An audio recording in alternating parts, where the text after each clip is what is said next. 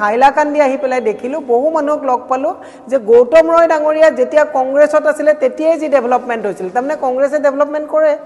আৰু যেতিয়াৰ পৰা বেলেগসকল আহিলে তেতিয়াৰ পৰা এতিয়ালৈকে কোনো ডেভেলপমেণ্ট নাই কালি মই এটা প্ৰথম এটুকু জেগা চাব গ'লোঁ চনবিল হৈছে এছিয়াৰ বিগেষ্ট এখন বিল দুৰ্ভাগ্যজনক কথা ইয়াত যিসকল এমএলএ আছে এই এমএলএ সকলৰ একেবাৰে কোনো ভিজন নাই তাতোতকৈ ডাঙৰ সমস্যাটো হৈছে যে ইয়াত চাকৰিৰ যুৱ প্ৰজন্মৰ যিবিলাক কৰ্মসংস্থাপনৰ কাৰণে কোনো ব্যৱস্থা নাই এন্টি ডিফেকশ্যন ল আছে গতিকে এইবাৰ কংগ্ৰেছক ভোট দিয়ক কংগ্ৰেছৰো সকলোৱে এবাৰ কঁকালত টঙালি টানিছে বান্ধিছে যে ৰাইজৰ হৈ কাম কৰিব এইখিনি আমাৰ কথা আৰু আমাৰ বিশ্বাস পঞ্চায়ত নিৰ্বাচন আমি জয় হ'ব পাৰিম ওমেন ৰিজাৰ্ভেশ্যন পঞ্চায়ততো 50% আছে এইটো কংগ্ৰেছৰ ফচল আৰু 33% যিটো ৰিজাৰ্ভেশ্যনৰ কথা আমাৰ কৈছে বিধানসভাটো আপুনি দেখিব যে 33% ৰিজাৰ্ভেশ্যনৰ ক্ষেত্ৰত বিধানসভাত দলীয় টিকেট দিয়াৰ ক্ষেত্ৰতো দলে ভাল প্ৰচেষ্টা ল'ব চাওক হাইলাকান্দিত আজি আমাৰ এখন মিটিং আছে জিলাৰ নেতৃত্বত বহু মানুহে ইয়াত জয়েন কৰিব সাংগঠনিক ভেটিটো সুদৃঢ় কৰিবৰ কাৰণে আজি 400-500 মহিলা বিজেপিৰ পৰা আহি পেলাই কংগ্ৰেছত জয়েন কৰিব গতিকে সেই সূত্ৰে মাননীয় আমাৰ অশোক শৰ্মা ডাঙৰীয়াও আহিছে ময়ো গুৱাহাটীৰ পৰা আহিছোঁ ভূপেন বৰা ডাঙৰীয়াৰ নিৰ্দেশ মতে আমি এই মিটিঙত আজি এটেণ্ড কৰিম গতিকে আমাৰ বিশ্বাস যে পঞ্চায়তত ইয়াত ৰাইজে এবাৰ এটা ভাল ফল দেখুৱাব পাৰিব মই দ্বিতীয় এটা কথা কৈছোঁ যে বৰাকত মই আগতেও কেইবাবাৰ আহিছোঁ হাইলাকান্দি জিলাত যেতিয়া আহিলোঁ ইয়াতে আহি পেলাই মই যেতিয়া য'ত যাওঁ আমি কিছুমান ইয়াৰ জনগাঁথনি বা ইয়াৰ সমস্যাবিলাকৰ ওপৰত আমি নজৰ ৰাখোঁ কালি মই এটা প্ৰথম এটুকু জেগা চাব গ'লোঁ চনবিল হৈছে এছিয়াৰ বিগেষ্ট এখন বিল দুৰ্ভাগ্যজনক কথা ইয়াত যিসকল এমএলএ আছে এই এমএলএ সকলৰ একেবাৰে কোনো ভিজন নাই আমাৰ জয়ন্ত মল্ল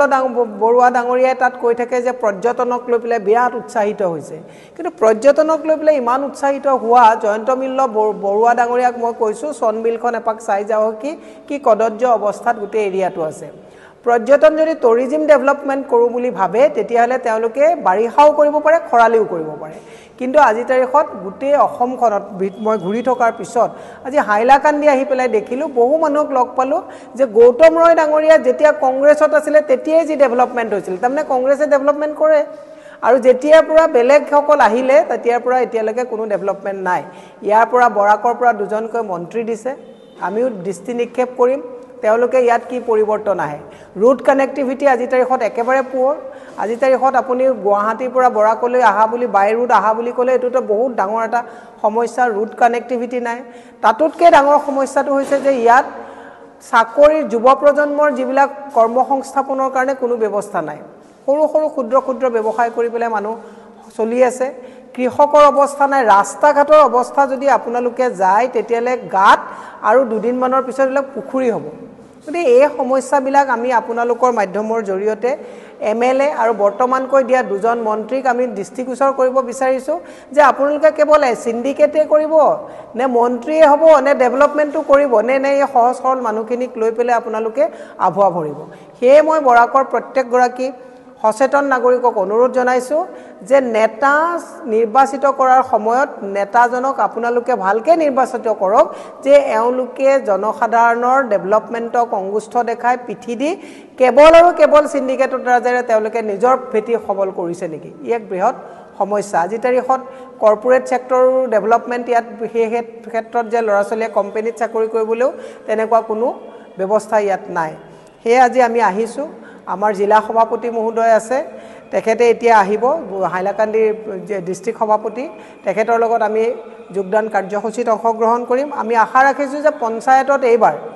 এটা ভাল কথা আমি কৈছোঁ বহুতে কয় যে জিলা পৰিষদ খেলিব এপি খেলিব ভোটটো কংগ্ৰেছক দি হিমন্তই কিনি নিব নেকি এইবাৰ কিনি নিব নোৱাৰে এন্টি ডিফেকশ্যন ল আছে গতিকে এইবাৰ কংগ্ৰেছক ভোট দিয়ক কংগ্ৰেছৰো সকলোৱে এবাৰ কঁকালত টঙালি টানিছে বান্ধিছে যে ৰাইজৰ হৈ কাম কৰিব এইখিনি আমাৰ কথা আৰু আমাৰ বিশ্বাস পঞ্চায়ত নিৰ্বাচন আমি জয় হ'ব পাৰিম ওমেন ৰিজাৰ্ভেশ্যন পঞ্চায়ততো 50% আছে এইটো কংগ্ৰেছৰ ফচল আৰু 33% যিটো ৰিজাৰ্ভেশ্যনৰ কথা আমাৰ কৈছে বিধানসভাটো আপুনি দেখিব যে 33% ৰিজাৰ্ভেশ্যনৰ ক্ষেত্ৰত বিধানসভাত দলীয় টিকেট দিয়াৰ ক্ষেত্ৰতো দলে ভাল প্ৰচেষ্টা ল'ব ইতিমধ্যে যোৱা লোকসভাটো আপুনি 14টা আসনৰ ভিতৰত আমাৰ দুগৰাকী মহিলাক প্ৰাৰ্থিত্ব প্ৰদান কৰিছে কংগ্ৰেছ সদায় মহিলাৰ লগত আছে আৰু এটা কথা আপুনি নুসুধোতে মই কৈ গৈছো ৰাইজে ভাবে যে কংগ্ৰেছে কি কৰিলে এই পঞ্চায়তী ৰাজ ব্যৱস্থাটো গান্ধীৰ যেটো নীতিৰে পঞ্চায়তী ৰাজ ব্যৱস্থা কাৰ ফসল এটো জানো কংগ্ৰেছৰ ফসল নহয় আজি এমজি এনৰেগাৰ 100 দিনৰ যেটো কৰ্মসংস্থাপনৰ যেটো ব্যৱস্থা এইবিলাকতো কংগ্ৰেছৰ ফসল গতিকে মই আপোনালোকক এটা কথা কৈছো ৰাইজে বুজিছে পৰিৱৰ্তন বিচাৰিছে এবাৰ সঁচা অৰ্থত ৰাইজে অতিষ্ঠ হৈছে বিজেপিৰ পৰা আৰু এবাৰ কংগ্ৰেছক হাত শক্তিশালী কৰিব